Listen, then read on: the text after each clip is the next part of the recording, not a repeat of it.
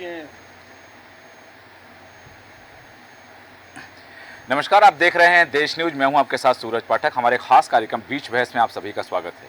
बीच बहस में आज हम बात करने वाले हैं उस मुद्दे की जिस मुद्दे को लेकर के पूरे देश में इस समय चर्चा है, और वो चर्चा हो रही है प्रसाद को, क्योंकि प्रसाद मंदिर का, और मंदिर के प्रसाद पर प्रश्न होता है आस्था का। और ये कहा जा रहा है कि तिरुपति के बालाजी मंदिर के प्रसाद में पशु की चर्बी शामिल है और मछली का तेल शामिल है, सूअर की चर्बी जिसे लाड़ कहते हैं वो भी उसमें शामिल है। बात की जा रही है कि प्रसाद जिसे आस्था से ग्रहण किया जाता है, व्यक्ति उपवास में भी प्रसाद ग्रहण करता है, लेकिन जब प्रसाद में यदि ये चीज़ें मिली हैं, क्योंकि ये हवाला दिया जा रहा है एक रिपोर्ट का, ये एनडीबीबी की रिपोर्ट के आधार पर इस बात का जिक्र किया जा रहा है, और अब इस पर सियासत हो रही है। जहां एक तरफ चंद्रबाबू नायडू आरोप लगा रहे हैं पूर्ववर्ती सरकारों पर, वहीं वाईएसआरपी चंद्रबाबू नायडू पर आरोप लगा रहे हैं, क्योंकि यहाँ इस मंदिर में प्रतिदिन 3.5 लाख से ज़्यादा लड्डू बनते हैं, और भक्तों को लगभग 70,000 से 1 लाख दर्शनार्थी भक्त प्रतिदिन मंदिर में आते हैं। ये मंदिर देश का सबसे अमीर मंदिर कहा जाता है, और इस मंदिर के प्रति लोगों की आस्था है। सबसे ज़्यादा चढ़ावा इसी मंदिर में होता है, लगभग 1 टन सोना प्रति वर्ष इस मंदिर में चढ़ावे के रूप में दिया जाता है। उस मंदिर में जब आस्था का प्रतिफल रूप प्रसाद जब मिलता है, उस प्रसाद पर सवाल खड़े होते हैं, तब चर्चाएं पैदा होती हैं, और उन चर्चाओं में बात निकल के आती है, क्योंकि ये बात कहा गई सामने आ रही है कि यहीं से, इसी मंदिर से 1 लाख लड्डू बन करके राम मंदिर पहुंचे थे अयोध्या में जनवरी में, 22 जनवरी को जब वहां पर उद्घाटन हुआ था तो प्रसाद में बांटे गए थे। तो अब उस पर भी सियासत हो रही है। दरअसल क्या मामला है, ये रिपोर्ट, एक सैंपल गया, सैंपल के बाद गुजरात से रिपोर्ट आई, डेयरी प्रोडक्ट की जो लैब है उस लैब की रिपोर्ट के बाद में ये हंगामा हो रहा है। वास्तविकता क्या है, और ये यदि इस मामले में सच्चाई है तो क्या ये आस्था पर कुठाराघात है, क्योंकि आचार्य सत्येंद्र दास जी कह रहे हैं कि ये सनातन पर हमला है और सरकार को गंभीरता से लेना चाहिए। ये एक बड़ी बात यहाँ सामने आ रही है। सरकार गंभीरता से लेगी, क्योंकि मामला कोर्ट में भी जा पहुंचा है, कोर्ट में 25 तारीख को सुनवाई होना है। तो ऐसी स्थिति में जो सारी चीज़ें सामने आ रही हैं, उन तमाम चीज़ों पर क्या क्या विश्लेषण सामने आते हैं, क्या क्या विषय सामने आ रहे हैं, उन सभी पर हम विमर्श करेंगे। खास मेहमान हमारे साथ हैं, आपका परिचय कराते हैं। हमारे साथ में हैं वरिष्ठ पत्रकार, राजनीतिक विश्लेषक रमेश शर्मा जी। रमेश शर्मा जी, आपका बहुत स्वागत है देश न्यूज में। साथ ही वरिष्ठ पत्रकार, राजनीतिक विश्लेषक सुरेश शर्मा जी हमारे साथ हैं। सुरेश शर्मा जी, आपका भी स्वागत करते हैं। और हमारे साथ में वरिष्ठ पत्रकार, राजनीतिक विश्लेषक गोपाल जैन जी हैं। गोपाल जैन जी, आपका स्वागत है। और वरिष्ठ पत्रकार, राजनीतिक विश्लेषक, विधि विशेषज्ञ जोगेश कुमार सिंह जी हमारे साथ हैं। जोगेश कुमार जी, आपका भी स्वागत करते हैं। और ज्योतिषाचार्य आचार्य राजन जी हमारे साथ हैं। आचार्य राजन जी, आपका भी स्वागत करते हैं। बात हो रही है प्रसाद की। प्रसाद आस्था का केंद्र होता है, जिस पर सारी आस्था होती है। प्रसाद की कई कई मीमांसाएं की गई हैं कि प्रसाद में साक्षात भगवान होते हैं, और उस साक्षात भगवान में मिलावट की बात आ रही है। और वहाँ मिलावट केवल उन चीज़ों की नहीं जिनसे स्वास्थ्य के लिए हानि हो, मिलावट उन चीज़ों की जिनका सेवन सनातन में निषेध बताया गया है। ऐसी स्थिति में क्या ये जो विवाद है इसको जन्म दिया गया है, या सनातन पर हमला है, ये आस्था पर कुठाराघात है, आस्था पर आघात है? क्या है ये वास्तविक प्रकरण, हम जानेंगे। सबसे पहले चर्चा की शुरुआत करूंगा, रमेश शर्मा जी आपके पास आना चाहूंगा कि वास्तव में ये जो प्रसाद का विवाद है, इस प्रसाद के विवाद की वास्तविकता क्या है, और अभी तक कौन कौन से तथ्य निकलकर सामने आए? देखिए, मोटे तौर पर जो तथ्य निकल कर के सामने आए हैं, जो कि लेबोरेटरी ने जांच की है जी, उस प्रसाद में न केवल गाय की चर्बी की बात आ रही है, उसमें सूअर की चर्बी की भी बात आ रही है जी। तो मोटे तौर पर ये एक प्रकार का, मेरी दृष्टि में ये षड्यंत्र है, और ये सनातन धर्म पर हमला है जी। और सनातन धर्म पर अगर आप देखेंगे तो पिछले 1000 वर्ष से 3 प्रकार के हमले हो रहे हैं जी। एक हमलावर वो होता है जो सीधा आता है और सीधा आकर के बंदूक की गोली और तलवार उस पर हत्याएं करता है, पुजारियों की हत्याएं करता है, मंदिरों को तोड़ता है, एक प्रकार का हमला। दूसरा प्रकार का हमला वो लोग, नकली लोग हैं, जो नकली लोग कपट मुनि बन करके मंदिरों में आते हैं और उस नगर का वो सर्वे करते हैं, वो सर्वे करके विध्वंसकों को बताते हैं। अगर आपने अयोध्या का विध्वंस की कथा पूरा विवरण पढ़ा होगा, या सोमनाथ के विध्वंस का विवरण पढ़ा होगा, तो पुजारी के रूप में बाकायदा लोग आए हैं और पुजारी के साथ रहे हैं और उन्होंने सारा देखा। ये दूसरे प्रकार का हमला। और तीसरे प्रकार का हमला वो है सनातन के श्रद्धावान लोगों को पतित करना, ताकि वो कहीं ना कहीं एक प्रकार से नरक के भागीदार बने। एक कथा आती है रामचरितमानस के बालकांड में राजा प्रताप भानु की, तो एक जो कपट मुनि था वो चाहता था कि प्रताप भानु का पतन हो, तो वो एक राक्षस को उनकी अब भेज देता है और वो सारे ऋषियों के और सब ब्राह्मणों के भोजन में मांस डाल देता है। तो किस प्रकार उसका पतन हुआ। तो मैं समझता हूँ ये सनातनियों का मानसिक आघात, और कहीं ना कहीं जो भी हम भोजन करते हैं वो प्रसाद के रूप में भोजन करें, अन्न के रूप में भोजन करें, दूध के रूप में भोजन करें या हवा की कोई श्वास लें, ये सारी चीज शरीर की कोशिकाओं पर प्रभाव डालती है और वो कोशिकाएं कहीं ना कहीं आपके मानस को परिवर्तित करती हैं। तो ये जो इस तरह की जो मिलावट हो रही है स्वाभाविक रूप से सनातनियों के मानस को परिवर्तित करने के लिए है, ताकि आने वाली पीढ़ी सनातन का जो मूल है उसका जो सिद्धांत है उससे दूर हो, वो दूर हो सके। तो वो ये भूल नहीं साजिश है, ये भूल नहीं साजिश है। समझता हूँ ये बहुत बड़ा षड्यंत्र है जी। जो लोग भी इसमें शामिल हैं उन सब लोगों पर तुरंत उन पर मीसा की कार्रवाई होनी चाहिए। जितनी कठोर कार्रवाई हो सकती है उतनी कठोर कार्रवाई होनी चाहिए।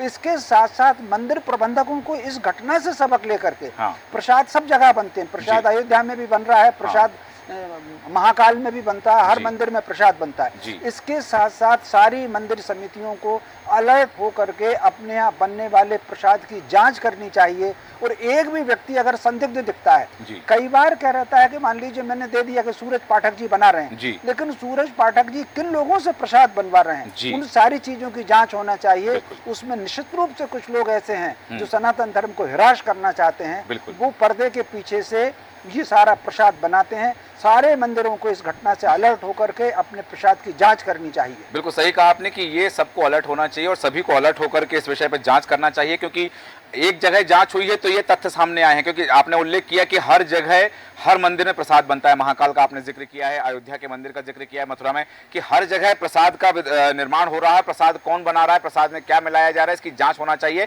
ये एक नजीर हमारे सामने आया है कि इसके बाद और क्या क्या चीजें हो सकती हैं। वापस आता हूं आपके पास में, और इस समय योगेश कुमार सिंह जी आपके पास आना चाहूंगा। जिस तरह से बात हो रही है बालाजी मंदिर की, कि तिरुपति बालाजी के मंदिर के प्रसाद के लड्डू में पशु की चर्बी, गाय की चर्बी का जिक्र हुआ है और मछली के तेल का मिलाया जाना, क्योंकि वो एक पूरी विधि है जिस विधि से उस प्रसाद का निर्माण होता है। उस विधि को कुछ लोग ही जानते हैं, सारे जो किचन के वहाँ रसोई हैं उसमें वो सारे के सारे नहीं जानते कि उसकी विधि क्या है निर्माण करने की, कुछ लोगों को ही पता है। जिस तरह से बात आई कि उसमें जो घी मिलाया जाता है, उस घी का जो सैंपल लिया गया था उसकी रिपोर्ट सामने आई है, उसकी रिपोर्ट में ये तथ्य सामने आए हैं। क्योंकि यहाँ एक बात है कि पूर्ववर्ती सरकार में कोई दूसरी कंपनी थी जो वहाँ घी सप्लाई किया करती थी, वर्तमान सरकार में कोई दूसरी कंपनी सप्लाई कर रही है। क्योंकि पहले 325 रुपए में 1 किलो घी लिया जाता था, वर्तमान में 475 रुपए में घी लिया जा रहा है। कंपनी बदल गई है, जिस कंपनी से वहाँ घी सप्लाई हो रहा है, एक माह में लगभग 6000 किलो घी वहाँ पर सप्लाई होता है। तो ये मंदिर समिति की भूल मानी जाए, मंदिर समिति की त्रुटि मानी जाए, घी सप्लाई करने वाली कंपनी की साजिश मानी जाए, क्या वास्तविकता है? देखिए, भारत देश में घी दूध की कमी न पहले थी, न अभी है, न आगे रहेगी। जी। मिलावट करना पता नहीं क्या मजबूरी है, किस लालच में लोग करते हैं।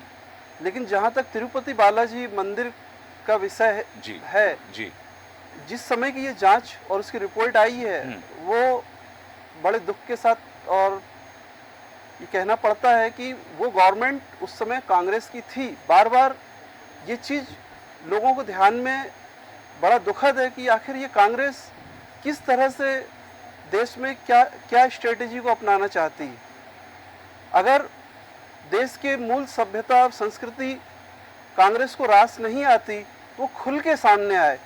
ये छद्म रूप से, अभी इसका एक एग्जाम्पल संसद में 100 दिन पहले जब राहुल गांधी जी ने भगवान के फोटो लहराए, तो मजबूरन, और किस प्रकार मजबूरन या इच्छा शक्ति जो प्रबल थी प्राइम मिनिस्टर साहब की, उनको उठ के खड़े होके बोलना पड़ा। संसद में 554 लोग रहते हैं, लेकिन प्राइम मिनिस्टर साहब को उठ के बोलना पड़ा, क्योंकि वो एक सनातनी हिंदू हैं और व्यक्तिगत रूप से वो एक साधु सन्यासी माना जा सकता है। और ऐसे जब इस देश में इतने अच्छे सनातन धर्म को सपोर्ट करने वाले प्राइम मिनिस्टर होने के बावजूद ये कुछ लोग धर्म को पतित करने पर आमादा है, अगर ये माना जाए तो इसमें कोई गलत नहीं है। योगेश कुमार जी सिंह जी, आपने सीधा आरोप लगाया कि कांग्रेस का किया धरा है ये, इसके पीछे साजिश है कांग्रेस की। उसके पीछे क्या तथ्य है आपके इस कथन के पीछे? जी, तथ्य बिल्कुल, अगर अगर अदालत में ये बात साबित करने का हो जाए तो बिल्कुल इसको आईने की तरह बिल्कुल क्लियर है जी कि कांग्रेस को भारत की मूल सभ्यता और संस्कृति बिल्कुल उससे कोई सरोकार नहीं है और वो उसको नष्ट भ्रष्ट करने पर आमादा है, जितना कि अंग्रेज नहीं थे उससे कहीं ज्यादा मुझे लगता है। मैकाले की शिक्षा पद्धति ले लीजिए या आज वर्तमान परिवेश में देखिए उनकी जो सोच है। हाँ। मैं ये नहीं कहता कि वो धर्मांत हो जाएं या आडंबर या कोई चोला तिरुपति बालाजी मंदिर में जो लड्डू बनाए जा रहे हैं, प्रसाद बनाया जा रहा है, उसमें जो घी मिलाया जा रहा है, उस घी में पशु की चर्बी है, इसके पीछे कांग्रेस कैसे जिम्मेदार है? क्योंकि सरकार डेफिनेटली, अगर मध्य प्रदेश के अंदर आज यदि कुछ भी होता है तो डायरेक्ट यादव जी जिम्मेदार हैं, जो यहाँ के सीएम है। और उस समय जब ये चर्बी मिलाने की बात चल रही है, भगवान करे ऐसा ना हो, नहीं ताकि लाखों लोग ना हो। अगर ऐसा हुआ है, चंद्रबाबू नायडू तो दूसरों पर आरोप लगा रहे हैं और वो दूसरे चंद्रबाबू नायडू पर आरोप लगा रहे हैं। नहीं, रेड्डी की गवर्नमेंट थी, रेड्डी की मैं तो आज की बात कर रहा हूँ, आज तो नहीं है ना रेड्डी की, जगनमोहन रेड्डी की गवर्नमेंट आज नहीं है। गवर्नमेंट नहीं है तो स्टार्ट, जो चीज पहले से परिपाटी चली आ रही है उसको समझने देखने में ऐसा तो हो नहीं सकता ऑटोमेटिकली स्विच ऑन बिजली की तरह। तो वर्तमान सरकारों से बदल सकती थी। नहीं, वर्तमान सरकार उस पर जांच कर रही है और काफी जल्दी उन्होंने इस 100 डेज के अंदर उनके संज्ञान में ये चीज आया, जांच करवाई या जो भी रिपोर्ट आई, तो कम से कम जैसा कि आदरणीय शर्मा जी ने कहा कि अनजाने में धर्म भ्रष्ट होने से बचे। ये वही देश है जहाँ पे कि गाय की चर्बी को दांत से न काटने के कारण एक बहादुर मंगल पांडे ने अंग्रेज पे ही गोली चला दी थी। वो गद्दारी नहीं थी, वो अपने धर्म के लिए और देशभक्ति का ही पर्याय। चलिए ठीक है, वापस आता हूँ आपके पास। जिस तरह से आपने कहा है कि इसके पीछे तत्कालीन सरकारें जिम्मेदार हैं और तत्कालीन सरकार, आपने सीधा आरोप लगाया कि कांग्रेस जो है वो धर्मांधता की ओर यदि जाती है और लोगों के धर्म भ्रष्ट करने के पीछे यदि उनका ये है बात, क्योंकि यहाँ 2-3 चीजें आती हैं। सुरेश शर्मा जी, आपके पास आना चाहूंगा। बिल्कुल सीधा सवाल, हमने लव जिहाद देखा, हमने लैंड जिहाद देखा, उत्तराखंड में बड़े मामले सामने आए लैंड जिहाद के, फिर हमने फूड जिहाद देखा जो अयोध्या में हमारे सामने आया, फिर हमने उत्तराखंड में और उत्तर प्रदेश में हमने देखा जूस जिहाद। तो ये जो प्रक्रिया चल रही है लड्डू में चर्बी की या उसमें पशु की चर्बी, मछली का तेल, ये सब फूड जिहाद के अंतर देखा जा सकता है इसको, यदि हम इस दृष्टिकोण से देखें कि इसके पीछे वो लोग जिम्मेदार हैं जो सनातन को नुकसान पहुंचाना चाहते हैं।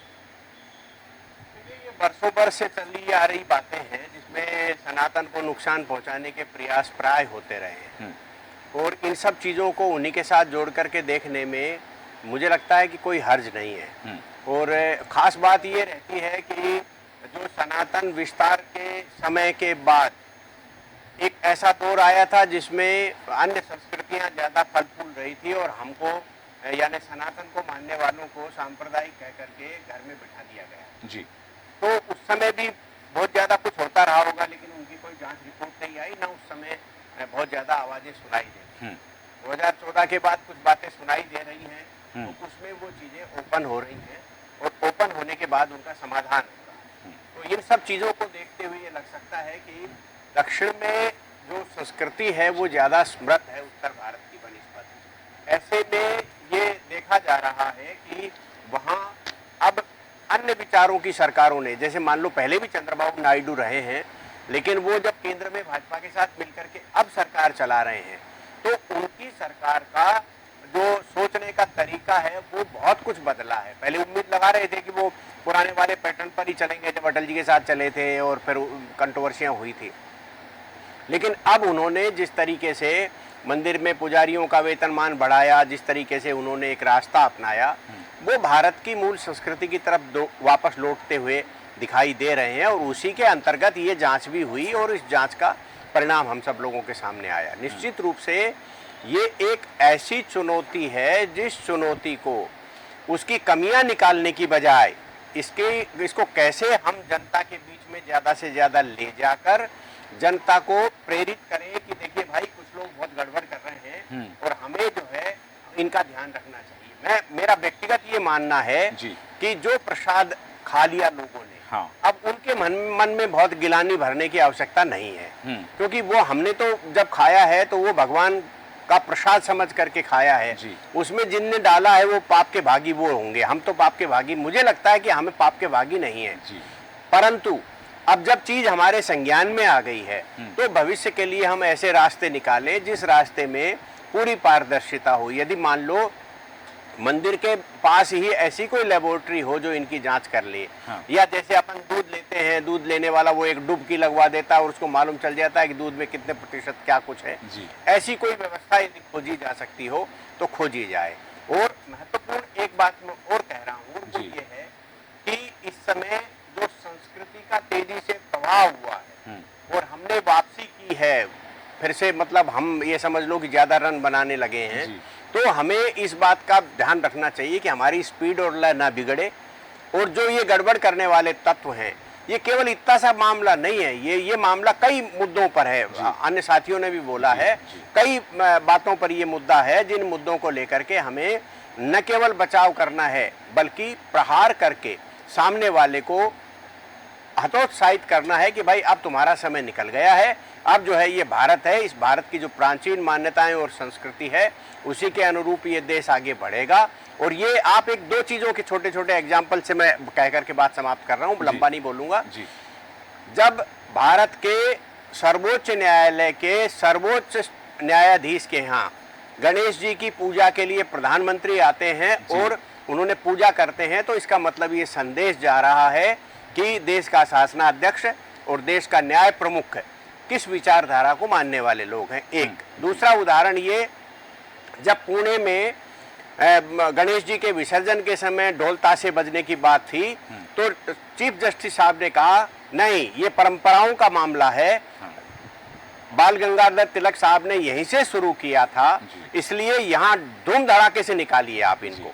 इसका मतलब ये है कि देश को, विश्व को ये संदेश दिया गया और दिया जाना चाहिए भी था कि अब जो है ये बात, ये जो मीन मेख निकालने वाली बात है कि होली पे पानी न डालो, पटाखे न चलाओ, ये बहुत ड्रामा हो गया है। आप बंद करिए, भारत की जो मूल संस्कृति है उसके अनुसार भारत को जीने की आदत डालना चाहिए। बिल्कुल सही कहा आपने कि भारत की जो मूल संस्कृति है, जिस सभ्यता संस्कृति के लिए भारत की पहचान होती है, हम जिस सभ्यता के संवाहक हैं, हम जिस संस्कृति के धारक हैं, उसकी पहचान पूरे विश्व में है और वैश्विक फलक पर, वैश्विक पटल पर जाना जाता है कि भारत किस सभ्यता का संवाहक है। एक बड़ी बात यहाँ निकल के सामने आई है कि ठीक है, वो दिन हवा हुए जब पसीना गुलाब था, क्योंकि वो दिन अब लद चुके हैं, वो दिन दूर हो चुके हैं। अब जैसा कि शर्मा जी ने कहा कि अब हम ज्यादा रन बनाने लगे हैं, तो हमें कई चीजों से सावधान भी रहना पड़ेगा। और ये केवल एक महज इत्तेफाक नहीं हो सकता है, ये सोची समझी साजिश हो सकती है कि एक बहुत अच्छी बात आपने कही कि अनजाने में जिन लोगों ने प्रसाद ग्रहण किया है अब तक और उस पर आस्था के साथ शीश नवा करके उसे प्रणाम करके ग्रहण किया है, उनके हृदय में ग्लानि नहीं होना चाहिए, क्योंकि वो अनजाने में हुआ है। हाँ, अब इसकी सावधानी रखी जानी चाहिए। गोपाल जैन जी, सावधानी के लिए क्या क्या कदम उठाए जाने चाहिए? चाहे केंद्र सरकार की बात करें, राज्य सरकार की बात करें, मंदिर प्रबंधन समितियों की बात करें, मंदिर ट्रस्टों की बात करें, और यहाँ तक कि आम आदमी को भी किस तरह की सजगता अपनानी चाहिए ताकि इस तरह की गतिविधियां दोबारा ना हो? सूरज जी, सबसे पहले मैं आपको ये कहना चाहता हूँ जी कि ये अगर घटना है तो भी दुर्भाग्यपूर्ण है, दुर्घटना है तो भी दुर्भाग्यपूर्ण है। इस तरह की घटना देश में नहीं होना चाहिए। वर्तमान में देश में मेरी साड़ी से तेरी साड़ी सफेद कैसे, इस विषय पे प्रतिस्पर्धा इतनी है। आपको याद होगा कि आज से 10-15 साल पहले तिरुपति को जाने वाला देशी घी ग्वालियर की कंपनियों से सप्लाई होता था, ग्वालियर से सप्लाई होता था, लेकिन ग्वालियर के लोगों ने भी उसमें मिलावट की। और अभी ये जो गुजरात की कंपनी और यूपी के कुछ जो मिले जुले लोग आए हैं, इनसे आपने बहुत अच्छी बात कही सुरेश शर्मा जी ने कि हमें सावधान होना होगा। हमारे यहाँ सावधानी हटी और दुर्घटना घटी, और सावधानी बहुत बड़े पैमाने पर करनी पड़ेगी। आप देखिए, दिल्ली के जेएनयू में कांग्रेस द्वारा पोषित, उनसे द्वारा फंडिंग किए जाने की एक छछोरा ब्रिगेड है। वो छछोरा ब्रिगेड भारत में हिंदू आस्था को किस तरह धूमिल करना है, किस तरह खराब करना है, उस पर वो अध्ययन करते हैं। और हमारे यहाँ भारत में आज ही नहीं, आज से हजारों साल पहले जब गुरु गोविंद सिंह की सेना थी, तो उस टाइम भी इस तरह के जो दुष्ट और पापी लोग हैं जिन्हें ईश्वर कभी क्षमा नहीं करेगा, उनकी सेना में भी जब हिंदू सैनिक अपने पूरे पवित्र होकर नहा धो के स्नान करके युद्ध पर जाने के पूर्व भोजन ग्रहण करने बैठते थे। नहीं, मेरा प्रश्न था कि हमें क्या सजगता रखनी चाहिए, सरकारों को, मंदिर प्रबंधन समिति को, मंदिर ट्रस्ट को और आम जनता को? सरकारों को न सिर्फ वहाँ कौन आ रहा है, कौन प्रवेश कर रहा है, किस तरह की सामग्री आ रही है, कहाँ से आ रही है, इस पे अगर आपको थोड़ा सा पीछे देखेंगे चाणक्य काल में, चाणक्य काल के अंदर मोहम्मद गौरी ने जब 17वीं बार भारत पे हमला किया था, तो उन्होंने हमला करने के पहले भारत के जितने पृथ्वीराज चौहान के जितने स्मार्ट घोड़े थे उन सब की जगह कमजोर घोड़े रिप्लेस किए और गोला बारूद में गोबर भर के उसके गोबर के गोले रखे गए थे। तो ये प्रसादी नहीं, बम बारूद में भी हमारी सेना को जो सप्लाई होने वाला मटेरियल होता है उसके भी ऊपर लोग षड्यंत्र कर रहे हैं, वहाँ भी हमें सचेत होना पड़ेगा। चर्चा में जो बात सामने है कि ये सनातन पर हमला है, ये हमारी आस्था पर आघात है, और ये प्रसाद का जो विवाद है ये उठा जरूर अभी है, लेकिन वहाँ तिरुपति बालाजी मंदिर के लड्डू का विवाद नया नहीं है। ये 1979 से भी पुराना ये चीज़ें चली आ रही हैं, क्योंकि यहाँ ये बताया जा रहा है कि ये जो किचन है जहाँ ये लड्डू का निर्माण होता है, 300 से ज़्यादा साल पुराना ये किचन है, जहाँ पर एक विशेष विधि के द्वारा प्रसाद तैयार किया जाता है। लेकिन सबसे बड़ा सवाल, इन 300 वर्षों में जो कुछ होता रहा, शुद्धता की बात करें, पवित्रता की बात करें, क्योंकि जैसा कि अयोध्या के राम मंदिर के जो प्रमुख पुजारी हैं आचार्य सत्येंद्र दास जी, उनका कहना है कि ये यदि, क्योंकि बात यहाँ से उठती है कि वहाँ से 1 लाख लड्डू अयोध्या भी आए थे, तो उन्होंने कहा कि यदि ऐसा है और वो लड्डू यहाँ आए थे तो ये आस्था पर आघात है। आचार्य राजेंद्र शास्त्री जी, आपके पास आना चाहूँगा कि ये आस्था पर आघात है, ये हमारी आस्था वो है जिसे हम प्रसाद में हम भगवान को देखते हैं, तो ये भगवान में मिलावट है, मतलब आस्था में मिलावट है, मतलब हमारी जो साधना उसमें मिलावट है, या फिर हमारे विश्वास को कमजोर करने की साजिश है? शास्त्री जी। जी। हमारे शास्त्र में लिखा है जी। चलंती विद्या पिछदंतु मेरु चलंती तारा रविचंद्र लग्नम कदापि काले कभी चलंती न चलंती धर्मा सत्पुरुष वाक्यम। जो आज इस भारत देश में धर्म के प्रति और सनातन धर्म में विशेष करके जी जो गलत भ्रांतियां पेश कर रही हैं जी, इसका एक मूल कारण है हमारे धर्माचार्यों की बात को न सुनना। सब चीज चली आ रही, लेकिन धर्माचार्य जो बात बोल रहे हैं वो नहीं चलेगी। आज मंदिर कमेटियां बन रही हैं, ये मैं कहूँगा ये बहुत बड़ा जिहाद है सूरज जी। हाँ। आप घुमा के बोल रहे हैं, मैं सीधा बोल रहा हूँ, ये जिहाद भी 26 प्रकार के जिहाद इस देश में चल रहे हैं। हमारे युवाओं को दाढ़ी बढ़ाने का भी जिहाद बढ़ा दिया गया, वो भी एक जिहाद है कि भविष्य में कभी कोई दाढ़ी वाली बात आए तो हिंदू में बनना चाहिए, तो ये जिहाद चल रहा है। और हमारे मंदिरों को भ्रष्ट करने में और मंदिरों की जो प्रसाद है उस पर चर्बी मिला करके भारत के हिंदुओं की आस्था पर बहुत बड़ी चोट है। उनके धर्म को समाप्त करना है उनको, ताकि अंदर की जो शक्तियां हैं जो हिंदुओं के अंदर है, वो हमारे आदरणीय श्री रमेश शर्मा ने जो बात बताई है वो यथार्थ सत्य है। उनके अंदर की शक्तियों को नष्ट करना ये भी मुख्य उनका उद्देश्य जिहादियों का। और मैं 1999 में तिरुपति बालाजी गया था और वहां जाके जब 99 में हम लोगों ने वहां की सरकार के साथ से मध्य प्रदेश सरकार ने हमको भेजा था। हाँ। और वहां जाके निरीक्षण किया था तो वास्तव में वहां तो उस समय बढ़िया व्यवस्था थी और लड्डू बनते हुए देखे थे हमने। आज जो लड्डू के अंदर नकली घी या मछली का घी या बना करके तेल मिलाकर या चर्बी मिलाकर जो बनाई जा रही है और लड्डू बनाए जा रहे हैं, ये तो सनातन धर्म पर बहुत बड़ा आघात है। हाँ। इसकी मूल जांच होना चाहिए। ये आघात ही जिहाद है और ऐसे लोग अंदर प्रवेश कैसे कर गए? हाँ। वो ब्राह्मणों के नाम पर प्रवेश कर गए। आप देखिए भारत के अंदर धर्माचारी के रूप में भी जिहाद चल रहा है। नहीं, 2023 में वहाँ एक विवाद हुआ था जब एक नोटिफिकेशन ट्रस्ट ने जारी किया था, जो तिरुपति बालाजी मंदिर का ट्रस्ट है, उसने एक नोटिफिकेशन जारी किया था कि लड्डू का निर्माण केवल और केवल ब्राह्मण वर्ग करेंगे। तो उस पर बहुत विवाद हुआ था। जी, आजकल नकली ब्राह्मण बन के पहुंच रहे हैं। हाँ। लोग खोज कर रहे हैं इसकी, वो ब्राह्मण कैसे? कोई भी व्यक्ति ब्राह्मण बन के पहुंच रहा है, धर्माचारी बन के पहुंच रहा है, यादव पांव बढ़ा रहा है और दूर से लोग ब्राह्मण सुन रहे हैं। हाँ। कोई अहीर पैर पड़ा रहा है, कोई बनिया पैर पड़ा रहा है। अरे कैसे बन रहे हैं? इनकी जांच क्यों नहीं करते? अगर एक कानून आना चाहिए भारत के अंदर, कोई यदि भी जाति छुपाता है धर्माचारी, उसको सजा होनी चाहिए, जेल होना चाहिए उसकी। हाँ। तो देशद्रोह का मामला के साथ साथ राष्ट्रद्रोह के मामला के साथ साथ धर्मद्रोह का मामला लगना चाहिए। जो धर्म के प्रति खिलवाड़ करने वाले लोग हैं, हाँ। ऐसे लोगों को बख्शा भी जाना चाहिए। सबसे पहले जो कमेटी के लोग हैं कमेटी के लोग लाखों करोड़ों का काम करते हैं और तिरुपति बालाजी मंदिर से सरकार को भी लोन मिलता है। तो सरकार के लोग कहाँ थे? तो तिरुपति बालाजी के जो कमेटी है, बहुत बड़ी कमेटी है, वहाँ 28-29 लोग हैं, मैं उनसे मिला था। तो 29 लोगों में से क्या कोई व्यक्ति रोज जाकर चेक नहीं करता था? तो क्या करते कमेटी वाले? आज भारत के अंदर, भोपाल के अंदर भी, मद्रास के अंदर मंदिरों में कमेटियां बनी हुई हैं। एक कमेटी वालों को जो एक ही चिंता होती है कि पुजारी कैसे काम कर रहा है, उसको डिस्टर्ब कैसे किया जाए, मंदिर की छत पे क्या हो रहा है, मंदिरों की दुकान कैसे बनाई जाए, मंदिरों का व्यवसायीकरण किया जा रहा है। ये श्राप होना चाहिए। मंदिरों में व्यवसाय समाप्त करके धर्म और शक्ति की बात होनी चाहिए। मंदिर धर्म का केंद्र बिंदु होता है, जहां से धर्म और संस्कृति शिक्षा मिलनी चाहिए। वो ना मिल करके मंदिरों से व्यवसाय प्रारंभ होने पर जब हो गया है, तो ये जो लड्डू में चर्बी मिलाई जा रही, इसका ही एक मूल कारण है। हमारे शर्मा जी ने से भी कहा, जब तक लोग जाके वहां चेक नहीं करेंगे कमेटी वाले, ये कमेटी वाले भी बहुत दोषी हैं। सरकार तो दोषी है, जो स्थानीय सरकार है, क्योंकि सरकार भी वहां से लोन ले रही। सरकार के लोग कहाँ थे?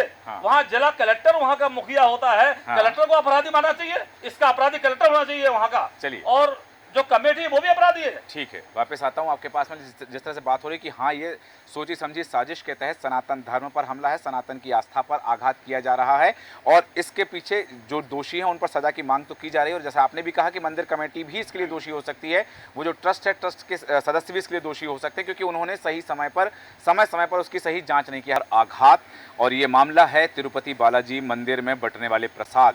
उस प्रसाद में जो लड्डू दिए जाते हैं, उन लड्डुओं में जो घी मिलाया जाता है, उस घी में पशु की चर्बी, मछली का तेल, लाड़, जिसे सुअर की चर्बी कहा जाता है, इन चीज़ों के होने का दावा किया जा रहा है। जो रिपोर्ट आई है वो रिपोर्ट 16 जुलाई को रिपोर्ट आई है। 9 जुलाई को सैंपल लिया गया था और 16 जुलाई को रिपोर्ट आई है। उसके बाद में वो रिपोर्ट सभी पब्लिक डोमेन पर भी अवेलेबल है। उसके बाद से विवाद हुआ और अब इस पर सियासत भी हो रही है। राजनीतिक दल एक दूसरे पर आरोप लगा रहे हैं। सभी मेहमान हमारे साथ हैं और मेहमानों के साथ हमारी चर्चा जारी थी। कुछ और महत्वपूर्ण प्रश्न हैं जिनके उत्तर आना बाकी है। रमेश शर्मा जी हमारे साथ हैं, सुरेश शर्मा जी हमारे साथ बने हुए, गोपाल जैन जी, योगेश कुमार सिंह जी, आचार्य राजेंद्र जी, आप सभी का एक बार फिर स्वागत करता हूं। और चर्चा की इस क्रम की शुरुआत मैं रमेश शर्मा जी आपके पास आना चाहूँगा। बात हुई है चर्चा के दौरान, जो बात निकल के सामने कि दोषी कौन? मंदिर समिति दोषी। आपने जहाँ से चर्चा की शुरुआत की थी कि सभी मंदिरों की जाँच होना चाहिए, ये एक लंबे समय से यदि ये प्रक्रिया चली आ रही है, क्योंकि जैसा कि सुरेश शर्मा जी ने भी कहा, आपने भी जिक्र किया कि ये धर्म भ्रष्ट करने की नीति है। मैंने एक शब्द का जिक्र किया था, फूड जिहाद का, क्योंकि उत्तराखंड में जूस जिहाद के मामले अभी हाल ही में सामने आए हैं। 2023 में फूड जिहाद के मामले उत्तर प्रदेश में बड़ी संख्या में सामने आए थे। तो ये जो चीज़ें चल रही हैं, ये एक धर्म विशेष द्वारा, एक वर्ग विशेष द्वारा, एक संप्रदाय विशेष द्वारा सनातन को आघात करने की यदि कोशिश है, तो इनके खिलाफ क्या होना चाहिए, वो आपसे जानना चाहता हूँ। तौर पर ये 2 प्रकार की चीज़ है। एक तो ये है कि इस मंदिर समितियां हैं, जो मंदिर समितियां इस तरह के लोगों को प्रश्रय दे रही हैं जी। सबसे पहले तो वो जो सारे के सारे जिम्मेदार लोग हैं, जिसमें मंदिर कमेटी हो सकती है, वो प्रसाद बनाने वाले लोग हो सकते हैं, वो फिर जिस भी व्यक्ति ने वो घी सप्लाई का ऑर्डर दिया था, अगर घी सप्लाई का आपने ऑर्डर दिया है तो आपने घी की जाँच क्यों नहीं की? तो ये जो सारे के सारे, सबसे पहले मंदिर समिति, और राजेंद्र जी ने जैसा कहा, बिल्कुल इसमें इंचार्ज कलेक्टर भी होता है। तो मोटे तौर पर एक आध बार सरकार, जैसे कि उत्तर प्रदेश सरकार अतिक्रमण पर तेजी के साथ बुलडोजर चलाती है, इनकाउंटर हुए अपराधियों के, ठीक उसी प्रकार इस मामले में भी बिल्कुल सख्त कार्रवाई होना चाहिए, बिना किसी लिहाज के, बिना किसी अन्यथा विचार के। पूरी मंदिर कमेटी के ऊपर भी कार्रवाई हो। और जो ऑर्डर दिया गया था, ये चूँकि इतना बड़ा ऑर्डर है, 6 कुंटल घी की सप्लाई का ऑर्डर है प्रति माह, इसमें कहीं ना कहीं कोई लिंक भी होगा, किसी के कहने से ही ऑर्डर दिया गया होगा, क्योंकि पुराना ऑर्डर कैंसिल हुआ है। वो कौन सी शक्ति थी जिसने वो ऑर्डर कैंसिल कराया? मैं समझता हूँ इन सब पर जांच तेजी के साथ होनी चाहिए, ये बिल्कुल ठीक बात है। और जो हो गया है उसको तो अब घटा नहीं जा सकता। जिन लोगों ने भी वो प्रसाद खा लिया, मैं भी गया हूँ तिरुपति प्रसाद लेकर के आया हूँ, और फिर मैंने और कई लोगों को और बांटा। तो कुल मिलाकर के जिन लोगों ने भी खा लिया है, वो तो अब उसमें तो कुछ हो नहीं सकता, वो भगवान जी से अपने गुरु मंत्र के साथ जो है क्षमा याचना करें, ये तो ये हो सकता है। लेकिन पूरे देश में इस तरह के मंदिरों में बनने वाले प्रसाद पर जांच होनी चाहिए। और जो लोग भक्त जा रहे हैं वो भी इस घटना से सबक लेकर के बजाय लड्डू लेने के फल चढ़ाएं और भगवान को छुआ करके फल ले लें। और वो फल भी अगर भगवान को चढ़ाएं तो धो करके चढ़ाएं। क्योंकि अयोध्या, अगर मैं पिछले दिनों गया हूँ तो अयोध्या मंदिर के आसपास जिस तरह की फलों की दुकानें हैं, और जिन लोगों ने फलों की तो छोड़ दीजिए, प्रसाद की दुकानें भी लगाई हुई हैं, उन सब लोगों के चेहरे और उन सब के आचरण और उन सब का वेशभूषा, सोचने का तरीका, बात करने का तरीका वो बहुत अलग है, उसमें बिल्कुल श्रद्धा नहीं झलकती। तो स्वाभाविक रूप से फल लेकर के जाएं, धो करके भगवान को चढ़ाएं और लेकर के आकर के फल का प्रसाद लें। अब ये लड्डू वड्डू का प्रसाद कुछ दिन बंद करना चाहिए। जी बिल्कुल सही कहा आपने कि ये एक सामयिक की मांग हो सकती है और तत्कालीन व्यवस्था हो सकती है कि एक वैकल्पिक व्यवस्था हो सकती है कि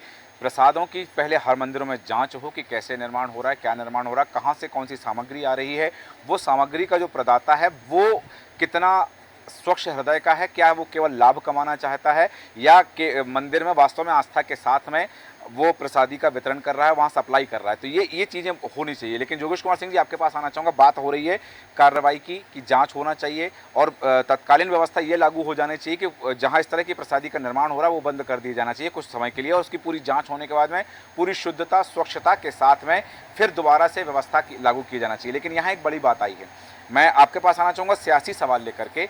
वर्तमान सरकार पूर्ववर्ती सरकार पर आरोप लगा रही है और पूर्ववर्ती सरकार आरोप लगा रही है वर्तमान सरकार पर।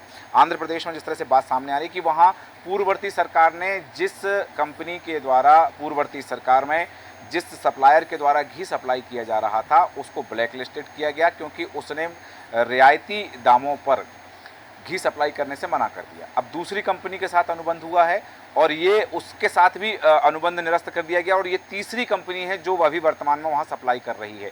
अब ये जो सियासी बयानबाजी आ रही है, क्योंकि एक तरफ भारतीय जनता पार्टी के अपने बयान आ रहे हैं, कांग्रेस के अपने बयान आ रहे हैं, टीडीपी वाईएसआर के जो बयान आ रहे हैं, वाईएसआरसीपी के जो बयान आ रहे हैं, अब यहाँ आस्था और सियासत पर आस्था हो रही है या फिर ये देखा जा रहा है कि आस्था पर लोग सियासत करके अपनी राजनीतिक रोटियां सेकना चाह रहे हैं?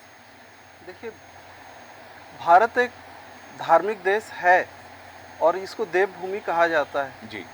जैसे कि देश न्यूज़ में डिबेट में जो आचार्य जी आए हुए हैं जी, मैं उनका दिल की गहराइयों से सम्मान करता हूँ और जो उन्होंने बातें कही हैं, लेकिन कुछ बातें ऐसी हैं कि सभी धर्माचार्य की बातें सुन पाए वो संभव भी नहीं है और आवश्यक भी नहीं है, और वो सनातनी रहेंगे कि नहीं ऐसा नहीं, क्योंकि जो धर्म है इसको लेकर चर्चाएं चलती रही हैं, प्राचीन काल से चलती रही हैं धर्म को विषय में। एग्जाम्पल के लिए मैं व्यक्तिगत रूप से बताऊं, स्वर्गीय आदरणीय अनिल माधव दवे जी से एक चर्चा के समय ये बात हुई थी हिंदुत्व को लेकर, तो उन्होंने ये कहा ऐसा कोई नहीं है जो धर्म को मिटा सकता है। हिंदू धर्म अगर मिटाना चाहता कब का मिटा देता, जितनी ताकत और जोर लगा लिया है। कोई कुछ भी खिला दे, कोई कुछ भी पिला दे, कोई कुछ भी कर ले, हमारे धर्म को नहीं मिटा सकता, ये सोचना ही बेकार। तो ये जोगेश कुमार, ये जो मानसिकता है, जैसे अभी हमने हाल ही में देखा, खबरें आई हमारे पास, हमारे चैनल पे खबरें भी चली हैं कि वो जूस में मूत्र मिला रहे थे, तो ये इस मानसिकता का फिर क्या किया जा सकता है? धर्म तो खत्म नहीं किया जा सकता, व्यक्ति को अपवित्र किया जा रहा है, ये किस तरह की मानसिकता? बिल्कुल, मैं देखिए, मैं अपना ऑर्बिट बातों का थोड़ा और बड़ा करके बताना चाहूँगा जो मैंने अपना सेल्फ स्टडी किया है। जब चतुर्भुज रूप भगवान विष्णु जी ने दिखाया तो उसमें तो मनुष्य एक मुख से उनके जा रहे थे और दूसरे मुख से निकल रहे थे। जब वो मुख में जा रहे थे तो पूरा शरीर ही अंदर प्रवेश कर रहा था, उसमें पूरे पदार्थ थे। हम मेट्रोलॉजी पर नहीं बात कर रहे हैं। यही बात जब आदरणीय प्रधानमंत्री जी ने कहा तो उनका मजाक बनाने लग गए राहुल गांधी जी, समझ ही नहीं पाए। जब उनको ना उन्होंने कॉन्स्टिट्यूशन पढ़ा है, लेके खाली किताब लहराते और ना ही पता नहीं, और नहीं पढ़ा है तो किसी धर्माचार्य से शिक्षा स्टडी करें, ना उन्होंने भगवत गीता जो इस भारत भूमि की एक ऐसी साइंटिफिक और धार्मिक ग्रंथ है जिसका कोई तोड़ और जोड़ नहीं। अध्याय 12 कोई भी एक शुरू के 2 श्लोक और 4 श्लोक तक पहुंचेगा, वो समझ जाएगा मैं क्या कहना चाह रहा हूँ। आप निराकार की भी पूजा कर सकते हो, साकार की भी पूजा कर सकते हो, हर चीज का जवाब उसमें श्रीमद् भगवत गीता में दिया हुआ। हम ये नहीं कह रहे कि सभी भगवत गीता पढ़ें, कल से सिलेबस बंद हो जाए स्कूल के, ऐसा कुछ नहीं। लेकिन मेरा ये कहना है कि दुराशय, मैं लॉ के ऊपर एक बात कहना चाहूँ कि जब तक वो क्राइम नहीं होता, जब तक कि हमारा इंटेंशन रॉन्ग नहीं होता, तो ये हमें पता चल रहा है ना स्पष्ट कि कांग्रेस का इंटेंशन रॉन्ग है।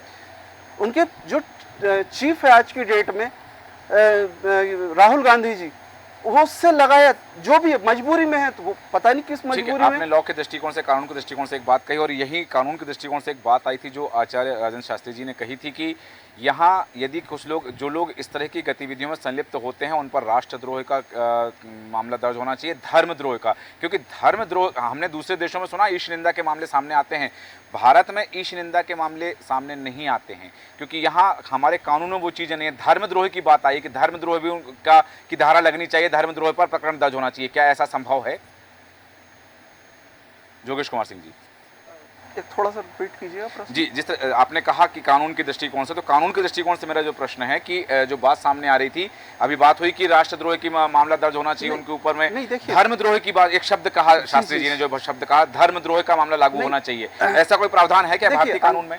कानून जो पुराना आईपीसी है जी, या अभी नया उसको जो चेंज किया गया है, हाँ, BNS, उसमें पहले से ही ये है, क्योंकि ऐसा, क्योंकि इस देश में सभी प्रकार के धर्म है, मुस्लिम भी है, मतलब नॉन हिंदू सभी है। धार्मिक भावनाएं आहत करने पर प्रकरण दर्ज होने का विधान है, बिल्कुल प्रावधान है। हाँ, लेकिन धार्मिक भावनाएं, जैसे कि अभी डिबेट में बात चली कि क्या तब तक लड्डू का प्रसाद रोक दिया जाए, हाँ, तो ये मेरा ऐसा सोचना है कि जब तक फाइनली ये पता नहीं चलता, तब तक उसको इसलिए नहीं रोकना चाहिए कि क्या पता किसके षड्यंत्र के कारण जो है वो प्रोसेस बाधित हो रहा हो। हाँ, प्रसाद वितरण हो रहा है, उसमें जांच रिपोर्ट आई है, उसकी और अच्छी तरह जांच करनी चाहिए, श्रद्धा और निष्पाप होकर।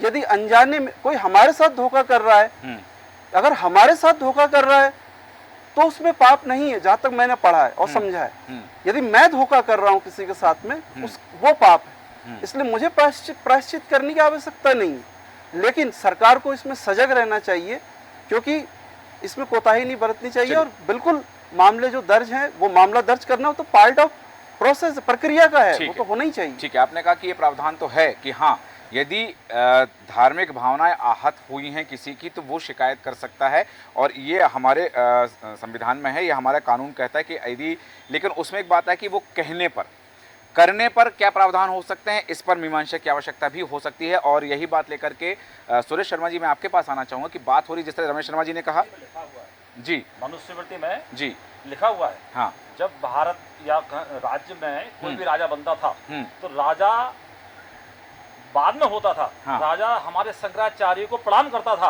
और शंकराचार्य उसको एक दंड होता था शंकराचार्य के हाथ में, उस राजा पर पीठ पर मार के बोलते थे डंडो भाव, हाँ, यानी कि आपके ऊपर सनातन धर्म का डंडा है, हिंदी में कहा जाए, हाँ, मतलब सनातन धर्म आपसे बड़ा है, हमारे सनातन धर्म का सर्वोच्च पद शंकराचार्य है, हाँ, और शंकराचार्य जी हिंदू सनातन धर्म के लिए निर्देश देते थे, और राजा उसके अंदर में अधीनस्थ कार्य करता था। ठीक है शास्त्री जी, आपने दो बात कही, तो जो व्यवसायीकरण हो गया, जब से सरकारीकरण हो गया मंदिरों का, 3,74,000 मंदिर सरकारीकरण है जब से, तब से अव्यवस्थाएं फैली हुई है। 1974 के रिकॉर्ड के पहले आप जाइए, 44 में जाइए, आप देखिए गुरुकुल चलते, तब कोई प्रॉब्लम नहीं थी इस प्रकार की। ठीक है, मैं, आपने दो बातें कही, शंकराचार्य जी का जिक्र किया आपने कि आपने पहले वक्तव्य में कहा था कि संतों की वाणी सुने, धर्माचार्यों की भाषा सुने, उनके वक्तव्य को सुने तो सही दिशा में चलेंगे। यहाँ आपने शंकराचार्य जी का जिक्र किया है कि शंकराचार्य ऐसा करते थे।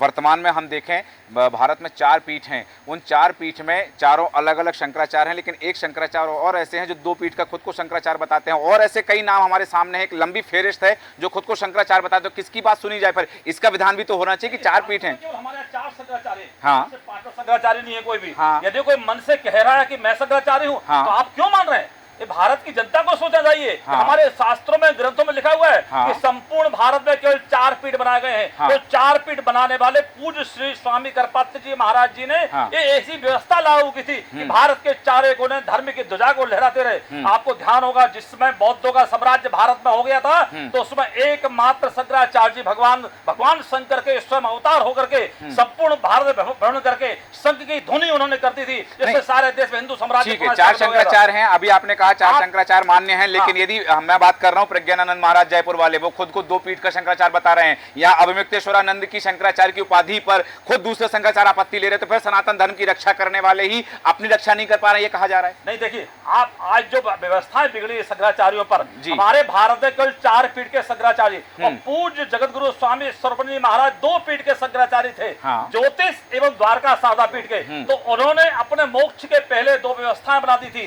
द्वारका के शंकराचार्य के पद पे आचार्य जी आ रहा हूँ, जी जी बीच में हस्तक्षेप की अनुमति चाहता हूं। जी, जो विषय है वो हम विषय से भटक गए। मैं उसी विषय पर वापस आ रहा हूँ। मुझे लगता है कि यहाँ सब विद्वान होंगे जो खड़े होंगे जी, लेकिन अभी शंकराचार्य जी के बारे में निर्णय लेने की स्थिति में हम लोगों में से कोई नहीं है। बिल्कुल सही कहा आपने। इस विषय को हम उन पर छोड़ दें जी, और मूल जो बात है उस बिल्कुल पर आ जाए। वही मेरे पास आप पर आपके पास ही आ रहा था प्रश्न लेकर के। जी जी, बिल्कुल आप ही के पास आ रहा था। मुझे मालूम है जी, तो मैं कहना ये चाहता हूँ कि हमें 3-4 व्यवस्थाओं को करना चाहिए। जी, पहली व्यवस्था ये होना चाहिए कि जो भी आप सामग्री खरीद रहे हैं, हाँ, यानी इसको रॉ मटेरियल यदि हम कहें, जी, जी, तो आप गुणवत्ताहीन रॉ मटेरियल आपके किचन तक क्यों पहुंचा, हाँ, उसका क्या निगरानी रखने की क्या व्यवस्था है। आपने जिस संस्थान से खरीदा है, हाँ, उसने आपको ये घटिया रॉ मटेरियल दिया, इसका मतलब उसमें कितने लोग शामिल हैं, हाँ, इसकी एक जांच कराना चाहिए।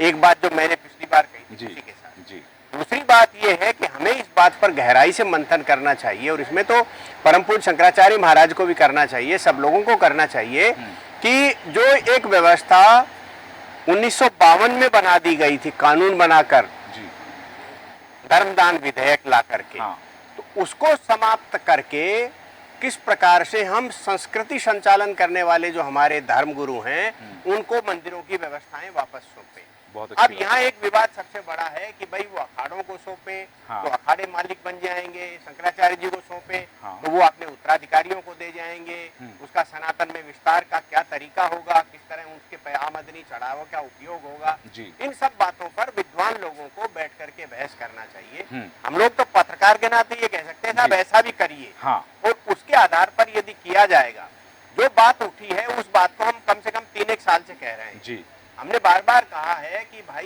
ये कलेक्टर जो है, हाँ, ये प्रशासनिक कर्मचारी है और वो सरकारी नौकरी करता है, हाँ, सरकारी नौकरी करने वाला व्यक्ति मंदिर की व्यवस्थाएं कैसे संभाल सकता है।